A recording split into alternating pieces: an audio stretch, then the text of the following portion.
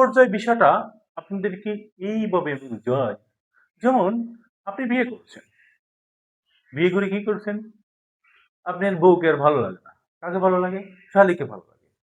এই যে বউকে সরাই দিয়েছে, শালীকে কাছে নিয়ে আসলেন, এ বউকে যে দূরে সরাই দিলেন, এই যে দূরে সরানোর এটা কি বলা হয়? ধ্বনি বিপর্যয়।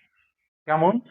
যে বউ আপনার থাকার কথা কাছে, শালী থাকার কথা দূরে, তখন কি করলেন? শালীকে কাছে টানলেন এবং বউকে দূরে দিলেন। এটাই বেসিক্যালি ধ্বনি বিপর্যয়। এটা আপনার বউ। আপনি ধ্বনি বিপর্যয় করে কি করতেছেন? এটা আপনার শালী। মানে শালী মানে শালিকা। এটা বিপর্যয় কি করতেছেন? আর এই পটা হচ্ছে আপনি। আপনি ঠিকই থাকতেছেন, থাকার পরে এই শালীকে আগে নিয়ে আসলেন, এই বউকে পরে রাখলেন। এটা শালী আসসালামু আলাইকুম। আজকে বাংলা ব্যাকরণের সবচেয়ে একটা গুরুত্বপূর্ণ অধ্যায় ধ্বনি পরিবর্তন। কেন ধ্বনি পরিবর্তন সবচেয়ে গুরুত্বপূর্ণ অধ্যায়? বিশেষ করে এসএসসি ক্যান্ডিডেট যারা আছেন তাদের ক্ষেত্রে এমসিকিউতে প্রত্যেকটাই পরীক্ষায়, বোর্ড পরীক্ষায় ১ থেকে ২ টা কোশ্চেন এই ধ্বনি পরিবর্তন থেকে আসে এবং অ্যাডমিশনে অ্যাডমিশনে বিশেষ করে মানবিক এবং ব্যবসা শিক্ষা এবং কম্বাইন যারা এক্সাম দিয়ে থাকেন, এই প্রত্যেকটা এক্সামেই দেখতে পাবেন ১ থেকে ২ টা এই ধ্বনি পরিবর্তন থেকে আসে। বাট আমাদের অনেক সময় আমরা কনফিউশন হয়ে যাই এই ধ্বনি পরিবর্তন নিয়ে অনেক ভয় পাই আরকি। বাট আজকের পর থেকে যদি আপনি ক্লাসটা শুরু থেকে শেষ পর্যন্ত মনোযোগ সই করে দেখেন, আমি আপনাদেরকে 100% গ্যারান্টি দিচ্ছি যে আপনি আজকের পর থেকে এই ধ্বনি পরিবর্তন থেকে যতগুলো কোশ্চেন আসুক, আপনি সকল কোশ্চেনের অ্যান্সার আপনি করতে পারবেন যদি আজকের ক্লাসে আমার এই শুরু থেকেই শেষ পর্যন্ত দেখেন। চলুন শুরু করা যাক ধ্বনি পরিবর্তন। তার আগে আমার পরিচয় দেই। আমি জাহিদ হাসান, পড়াশোনা করেছি জগন্নাথ বিশ্ববিদ্যালয় থেকে, ডিপার্টমেন্ট অফ ফাইন্যান্স। আমাদের ধ্বনি পরিবর্তনের ১ম এ হচ্ছে স্বরগম, বিপকর্ষ বা স্বরভক্তি। এই ৩টা একই নাম। স্বরগমও যাকে বলা হয়, বিপকর্ষ তাকে বলা হয়, স্বরভক্তি তাকে বলা হয়। তো স্বরগম বা বিপকর্ষ, স্বরভক্তি এই শব্দগুলো দিয়ে বেসিক্যালি আপনার মাথায় কি আসতেছে? আসতেছে এটাই যে স্বরগম মানে কোন শব্দে স্বরের আগমন ঘটবে। কোন শব্দের কি হবে? স্বরের আগমন ঘটবে। তাকে স্বরগম বলে। তাহলে এই স্বরের আগমন কতভাবে করতে পারে? একটা শব্দের স্বরের আগমন ৩ ভাবে করতে পারে। কিভাবে করতে পারে? ১ আদিতে, আদি মানে ১ম এ, ২ মধ্যে, ৩ অন্তে মানে শেষে। তাহলে একটা শব্দে স্বরের আগমন কতভাবে করতে পারে? ৩ ভাবে করতে পারে। এক হচ্ছে কি আদিতে, ২ মধ্যে, ৩ অন্তে। তো চলুন শুরু করা যাক। আমরা প্রত্যেকটা এই স্বরগমের খুঁটিনাটি দেখি। আদিতে কোনটা, মধ্যে কোনটা, অন্তে কোনটা। তো আমি একটা শব্দ লিখি স্কুল। এখন এই স্কুল শব্দটা থেকে আমাদের অনেক সময় এরকম থাকে যে স্কুল থেকে ইস্কুল হয়ে গেল। তখন বলা হয় যে স্কুল কোন শব্দ, কোন ধ্বনি? তখন এই ধ্বনি হচ্ছে স্বরগম। স্বরগমে বলল যে এবং আবার আরো স্পেসিফিক করে বলতে চাই যে স্কুলের কোন স্বরগম? স্কুল হচ্ছে আদি স্বরগম। কেন আদি স্বরগম? তার ব্যাখ্যাটা আমরা দেখি। যে চলুন স্কুলকে যদি ভাঙি আমরা কি পাবো?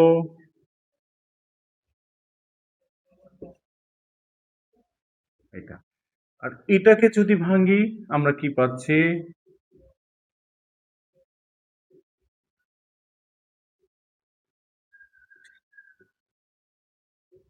তার মানে এইখানে আমার স্বর ছিল কয়টা? স্বরবর্ণ একটা ছিল। বাট এইখানে আমার স্বরবর্ণ ১ প্লাস ১ দুটা। তার মানে এইখানে আমার শব্দের শুরুতে একটা স্বর চলে এসেছে। এই জন্য এটা কি আদি স্বরাগম। বন্ধুরা আশা করি আপনি স্বরগমের আদি স্বরগমটা ক্লিয়ার বুঝতে পেরেছেন এবং আপনি যদি ইনিশিয়ালি না ধরতে পারেন তাহলে আমার মতন করে এইভাবে করে ভাঙবেন। ভাঙার পরে তারপরে আপনি অটোমেটিক্যালি বুঝতে পারবেন এটা আদি স্বরগম কি অন্ত স্বরগম নাকি মধ্য স্বরগম।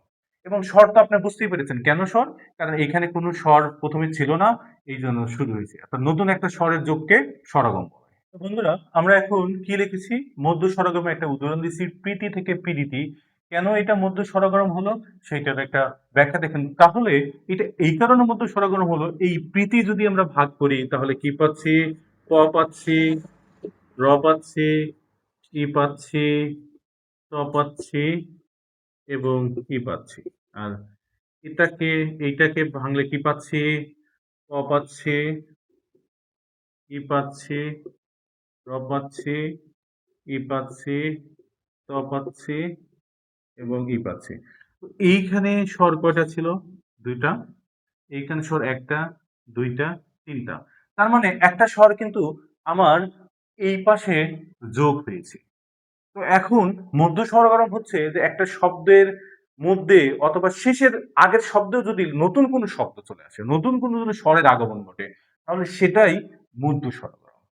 এইখানে নতুন একটা স্বরের আগমন ঘটেছে, এই জন্য পিটি থেকে পিরিতি, পিরিতি হচ্ছে মধ্য স্বরগম। আশা করি আপনারা মধ্য স্বরগম বুঝতে পেরেছেন, কোনো ধরনের কনফিউশন থাকবে না।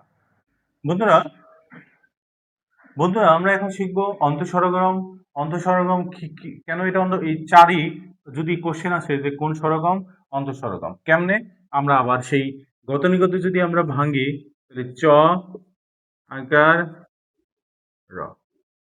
তো এইখানে কি আসতেছে, চ, আ, র এবং ই। তো বন্ধুরা এইখানে স্বর ছিল একটা, এইখানে স্বর একটা, ফাইন। কিন্তু এই যে একটা স্বর শেষে চলে আসলো, এই শেষে আসলো এই কারণেই এইটা অন্তঃস্বরগম। তো এখন যদি কোশ্চেন আছে যে চারি কোন স্বরগম, অন্তঃস্বরগম, অথবা চারি কি স্বরগম। কেন স্বরগম, কারণ চার থেকে চারি শব্দটা হলো।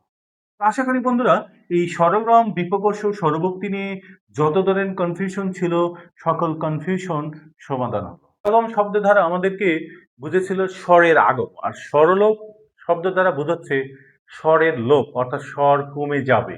তো চলুন আমরা দেখি কিছু উদাহরণ দেখি কেমন করে স্বরলোপ বা সম্পর্কষ্ট নির্ণয় করা যায়। যেমন আমাদের যদি চিন্তা করি আজি, আজি শব্দ, তো আমাদের কোশ্চেনে থাকে আজি থেকে আজ। তো আজি থেকে আজ শব্দটা থাকলে এবং এখানে বলা হয় যে আজ কোন ধ্বনি। তো আমাদের কোশ্চেনে দেওয়া থাকলো স্বরাগরম, স্বরগম, স্বরলব, ধ্বনি বিচ্ছুতি এবং হচ্ছে অন্তর্নিহিত। তখন আমাদের এটাকে দিতে হবে স্বরলব। কেন স্বরলব হবে সেটার কারণ হচ্ছে এই যে আমরা বর্ণ ভাগ করব, আ,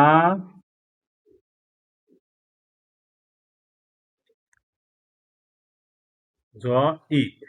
এইটা আমাদের মূল শব্দ ছিল এইটা, বাট আমাদের এইটা কি হলো, আ, জ। তার মানে এই যে এইটা আমার লোপ পেয়েছে। যেহেতু আমার লোপ পেয়েছে তাহলে এটা আমার কি, স্বরলোপ অথবা সম্প্রকর্ষ। তো বন্ধুরা আরেকটা উদাহরণ আপনাদেরকে দিই, যেমন এই শব্দটা খুবই আসে, অলাগু থেকে লাবু। এই যে এখানে কি ছিল, অটা আমার লোপ পেয়েছে, এই জন্য এটা এটা হচ্ছে স্বরলোপ। এবং এইটা থেকে আরেকটা কোশ্চেন আমাদের আসে, লাউ।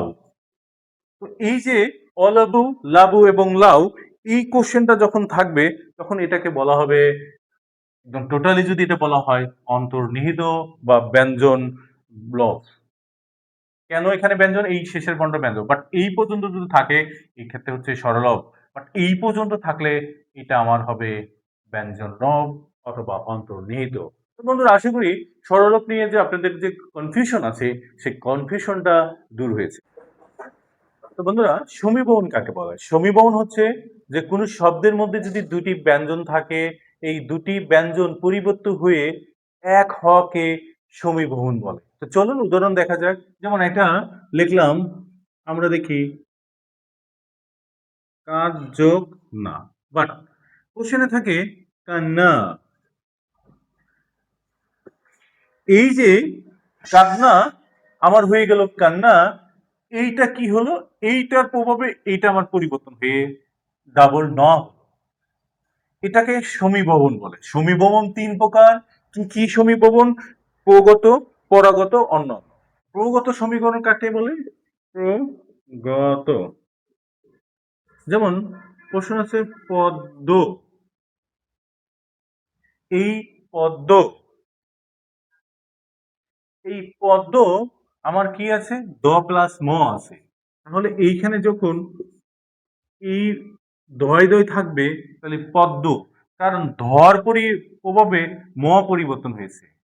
ধর প্রভাবে ম পরিবর্তন হয়েছে, তাহলে কার প্রভাবে? প্রথমটার প্রভাবে যখন শেষটা পরিবর্তন হয় তাকে প্রগত বলে। এবং পরাগত কখন? তাহলে শেষটার প্রভাবে যখন প্রথমটা পরিবর্তন হবে তখন তাকে পরাগত বলে। যেমন এই কাদনা, কাদনা আমার কি? পরাগত। কেমন? এইখানে দ আছে, এখানে ন আছে, এই নর পরিবর্তে ধ প্রভাবিত হচ্ছে, তাহলে কি শেষেরটার প্রভাবে যখন প্রথমটা পরিবর্তন হবে তখন তাকে কি বলা হবে? পরাগত বলা হবে। যেমন কাদনা। তো আশা করি বন্ধুরা পরাগত এবং প্রগত আপনারা বুঝতে পেরেছেন। এবং অন্যান্যটা অন্যান্য কাকে বলা হয়? অন্যটা হচ্ছে যে এমন, যেমন আমার এক কোশ্চেন এরকম থাকতো, অন্যান্য, অন্য, অন্য, যেমন সত্য, আমার এই দুটাই পরিবর্তন হয়ে গেল, দুই তই পরিবর্তন কি হলো? সত্য। এটা আমার কি? অন্যান্য। আশা করি এই সমীভবন নিয়ে আপনার যে কনফিউশন ছিল এই ভিডিও দেখার পরে সেই কনফিউশনটা দূর হয়েছে। সমীভবন কি ছিল? সমীভবন হলো দুটি ব্যঞ্জন বর্ণের, অর্থাৎ দুটি ভিন্ন ব্যঞ্জন বর্ণ এক হওয়াকে আমরা বলেছিলাম সমীভবন। আর বিষমভবন হচ্ছে সমীভবনের বিপরীত, অর্থাৎ দুটো সেম বর্ণ, দুটি সেম বর্ণর একটা পরিবর্তনকে বলা হয় বিষমীভবন। তো চলুন উদাহরণ দেখি। শরীর, এই যে র এবং র দুটাই সম, বাট আমাদের কোশ্চেনে এরকম থাকে শরীর, তার মানে দুইটা সেম বর্ণ, এই দুইটা সেম বর্ণ একটা পরিবর্তন হয়ে আমার কি হলো? ল হলো। এই যে দুইটা সেম বর্ণর একটা পরিবর্তন হয়ে যে আমার পরিবর্তন হলো, এটাকেই আমাকে বলা হয় বিষমীভবন। তো আশা করি এই বিষমীভবন নিয়ে যত ধরনের কোশ্চেন আছে আপনি আর ভুল করবেন না আজকে। তো বন্ধুরা আমরা এখন আলোচনা করব অপিনিহিতি। অপিনিহিতি কাকে বলা হয়? অপিনিহিতি হচ্ছে পরের ইকার বা উকার আগে উচ্চারিত হবে, অথবা অথবা যুক্ত ব্যঞ্জন বর্ণের সামনে স্বরবর্ণের আগমন ঘটবে। তাহলে অপিনিহিতি কাকে বলা হয়? পরের ইকার বা উকার আগে উচ্চারিত হবে, এবং দ্বিতীয় আরেকটা কন্ডিশন হচ্ছে যুক্ত ব্যঞ্জন বর্ণের পূর্বে স্বরবর্ণের আগমন ঘটবে, তাকে অপিনিহিত বলে। তো চলুন আমরা একটা উদাহরণ দিয়ে দেখি যে অপিনিহিতি কাকে বলে, এবং এই উদাহরণ দেখার সাথে সাথে আপনি অপিনিহিতি রিলেভেন্টের যত ধরনের কোশ্চেন আসুক না কেন আজকের পর থেকে আপনাকে আর কেউ আটকে রাখতে পারবে না। তো বন্ধুরা আমরা অপিনিহিতের একটা উদাহরণ দেখতেছি। আজই হয়ে গেল এই আইস, আইস অপিনিহিত। কেন আইস অপিনিহিত সেটা একটু ব্যাখ্যা দেখি। যদি আমরা এই আজিকে ভাঙ্গি তাহলে আমরা পাচ্ছি জ, পাচ্ছি ই, বাট এইখানে এসে আমার কি হলো? তার মানে এই ইকার কোথায় ছিল? পড়েছিল, বাট এখানে গিয়ে কি হলো? আগে উচ্চারিত হয়ে গেল। এই আগে পরের ইকার যখন আগে উচ্চারিত হয় সেটাকে আমাদের কি বলে? অপিনিহিতি বলে।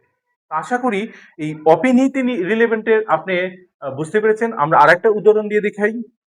আমরা আরেকটা এক্সাম্পল বলেছিলাম, আরেকটা অপিনিহিতের সঙ্গে বলেছিলাম যে যুক্ত বর্ণের পূর্বে যদি, যুক্ত ব্যঞ্জন বর্ণের পূর্বে যদি আমাদের স্বরের আগমন ঘটে সেটা অপিনিহিত। এইখানে আমাদের ইটার আগে কি? সত্য থেকে সত্যা, তার মানে আমার আমার ইকারের আগমন ঘটেছে, এই জন্য এই সত্যা আমার অপিনিহিত। ধ্বনি পরিবর্তনের সবচেয়ে মজার একটা বিষয় হচ্ছে অবিচ্যুতিকে কিভাবে পানির মতন জানা যায়, সেই জিনিসটা আপনাদের সাথে শেয়ার করি।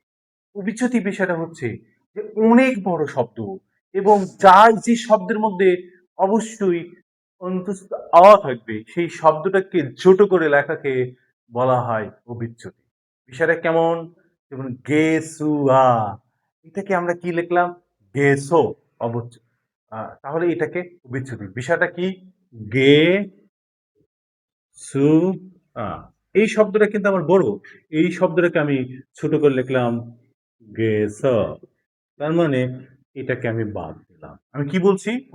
যুক্ত বড় শব্দকে ছোট করে লেখাকে বলা হয় অবিচ্যুতি এবং সেখান থেকে আমার বাদ যাবে।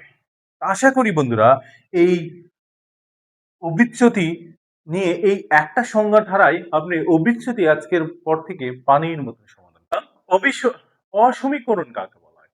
অসমীকরণ হচ্ছে যে অর্থাৎ কোন বর্ণ উচ্চারণের সুবিধার্থে পরপর দুটো শব্দের মাঝে আকার নিয়ে আসাকে অসমীকরণ বলে। যেমন ধপ ধপ, এই ধপ ধপ শব্দটাকে শুনতে কেমন যেন লাগে না? তাহলে আমি যদি এই শব্দটার মাঝখানে আকার নিয়ে আসি, ধপা ধপ, টপ টপ থেকে টপা টপ, এই যে ধপ ধপ, টপ টপ কে ধপাধপ টপাটপ, এই টপাটপ ধপাধপ এই অসমীকরণ।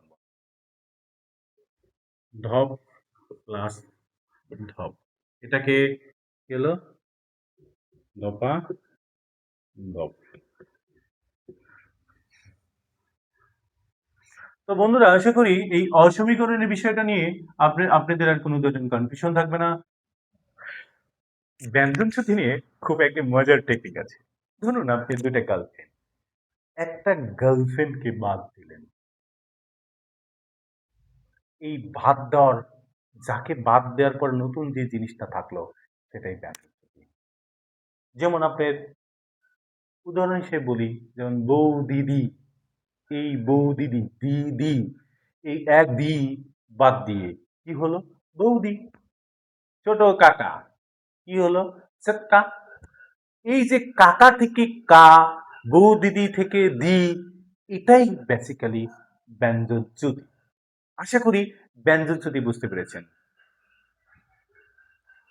বউ দিদি থেকে বৌদি। তো বন্ধুরা ব্যঞ্জন বিকৃতিটা আসলে আমি মজা করে বলি, ব্যঞ্জন বিকৃতিটা আমাদের নোয়াখালী বাইরের ভাষা। কেন নোয়াখালী? ওই আমরা যেখানে সবাই বলতেছি পানি, তারা লিখতেছে হানি, বলতেছে হানি, বাট লিখতেছে কিন্তু ঠিকই পানি। এই পানিকে হানি করলাম, অর্থাৎ ব্যঞ্জনকে বিচ্যুতি করলাম, এটাই হচ্ছে বেসিক্যালি ব্যঞ্জন বিচ্যুতি। যেমন পানি হয়ে গেল হানি।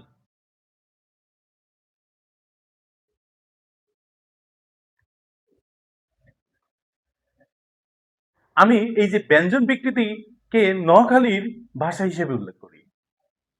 তো আশা করি আপনার এই ব্যঞ্জন বিকৃতি নিয়ে আপনার কোনো ধরনের কনফিউশন থাকলে আপনি জিজ্ঞেস করতে পারেন।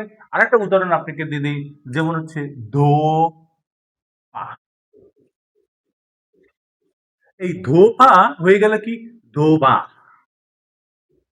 একটা আমি কি ব্যঞ্জন বিকৃতি করে ফেললাম, এটাও হচ্ছে ব্যঞ্জন বিকৃতি। সংগতি আমরা স্বরগম যেরকম শিখে এসেছি, স্বরগম শিখেছিলাম যে একটা স্বরের আগমন ঘটবে, আর স্বরসংগতি অন কাইন্ড অফ এই অন কাইন্ড অফ এই স্বরসংগতির মতো নেই। স্বরসংগতি হচ্ছে কি, যে আমার কোনো একটা শব্দের মধ্যে দুই স্বর আছে, এই স্বরটা কি হবে? পরিবর্তন হয়ে আরেকটা স্বর হবে। এই শব্দের কোনো একটা স্বরে কি আছে? মধ্যে স্বর আছে, এই স্বরটা পরিবর্তন হয়ে আরেকটা স্বর হবে, আর এই পরিবর্তন হওয়াকেই স্বরসংগীতি বলে। যেমন বিষয়টা যেমন দেশি থেকে আমার কি হয়ে গেল? এই দেশি। বাট এখানে কি ছিল? দ ছিল, এ ছিল, স ছিল, ই ছিল। আর এখানে কি হলো? দ হলো, ই হলো, দ হলো, ই হলো। অর্থাৎ এটা আমার পরিবর্তন হলো। এই যে পরিবর্তন হলো, এটাই বেসিক্যালি স্বরসঙ্গীতি। আর স্বরসঙ্গীতি তিন প্রকার, একটা হচ্ছে প্রগত, পরাগত এবং মধ্যগত, আরেকটা বলা যায় অন্যান্য বলা যেতে পারে। তো প্রগত কোনটা কি? এই শব্দের শুরুতে যেটা পরিবর্তন হবে সেটা প্রগত, এবং পরাগত কি? যখন শেষেরটা পরিবর্তন হবে পরাগত, এবং মধ্যে যখন পরিবর্তন হবে মধ্যগত। যেমন মধ্যগতের আপনি একটা উদাহরণ দিই, এই কোশ্চেনটা খুবই খুবই আসে। যেমন আমাদের এই বিলাতি শব্দটা খুবই খুবই পরীক্ষায় অনেকবার আসে, এটা ভেরি ভেরি ইম্পর্টেন্ট। এই শব্দটা কি হবে? বি লি তি। এই বিলাতি শব্দটা কি হলো? বিলিতি হলো। কেন হলো? এটা একটা মধ্যগত স্বরসঙ্গতি। অর্থাৎ এখানে কি ছিল? ব ছিল, ছিল, ল ছিল, আকার ছিল, ত ছিল, ই ছিল। এটা আমার পরিবর্তন হয় কি হলো? ব ই ল ই ত ই। তাই তো? এই যে মধ্যে একটা স্বর আমার পরিবর্তন হলো, এই জন্য মধ্য স্বরসঙ্গতি বলা হয়। তো আশা করি এই স্বরসঙ্গতি নিয়ে আপনার আর কোনো ধরনের কনফিউশন নেই। তো আমাদের এই ধ্বনি পরিবর্তনের সর্বশেষ যে টপিকটা ধ্বনি বিপর্যয়, ধ্বনি বিপর্যয় বিষয়টা আপনাদের কি এইভাবে বুঝায়? যেমন আপনি বিয়ে করছেন, বিয়ে করে কি করছেন? আপনার বউকে আর ভালো লাগে না। কাকে ভালো লাগে? শালীকে ভালো লাগে। এই যে বউকে সরাই দিয়েছে, শালীকে কাছে নিয়ে আসলেন, এ বউকে যে দূরে সরাই দিলেন, এই যে দূরে সরানোর এটা কি বলা হয়? ধ্বনি বিপর্যয়। কেমন? যে বউ আপনার থাকার কথা কাছে, শালী থাকার কথা দূরে, তখন কি করলেন? শালীকে কাছে টানলেন এবং বউকে দূরে দিলেন। এটাই বেসিক্যালি ধ্বনি বিপর্যয়। যেমন আমরা একটা উদাহরণসহ দিই।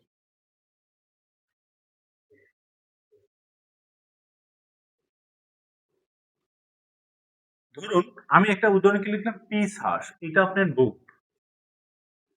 আপনি ধ্বনি বিপর্যয় করে কি করতেছেন? এটা আপনার শালী। মানে শালী মানে শালিকা। এটা বিপর্যয় কি করতেছেন? আর এই পটা হচ্ছে আপনি। আপনি ঠিকই থাকতেছেন, থাকার পরে এই শালীকে আগে নিয়ে আসলেন, বউকে পরে রাখলেন। এটা শালী তো বিষয়টা হচ্ছে ধ্বনি বিপর্যয় কি? তাহলে আমরা এইভাবে বলতে পারি, জাস্ট একটা ফান ছিল। আমরা এইভাবে বলতে পারি যে আগের শব্দ পরে যাওয়া এবং পরের শব্দ আগে আসাকেই ধ্বনি বিপর্যয় বলা হয়। তো বন্ধুরা আশা করি আপনারা ধ্বনি পরিবর্তনের এই মজার টেকনিকগুলো এই ক্লাসটা শেখার পরে খুবই উপকৃত হয়েছেন এবং আপনাকে আপনার ধ্বনি পরিবর্তন নিয়ে কোনো ধরনের আজকের পর থেকে আর কোনো কনফিউশন নেই। আর যেহেতু কনফিউশন যদি না থাকে, আপনারা আমাদের যারা আমাদের নতুন বন্ধু আছেন তারা আমাদের চ্যানেলটাকে সাবস্ক্রাইব করুন এবং আপনার বন্ধুদের সাথে আমাদের এই ভিডিওটা শেয়ার করুন এবং কমেন্ট করুন যদি কোনো ধরনের আপনাদের মন্তব্য থাকে। তো ধন্যবাদ বন্ধুরা, ভালো থাকবেন, সাথে থাকবেন।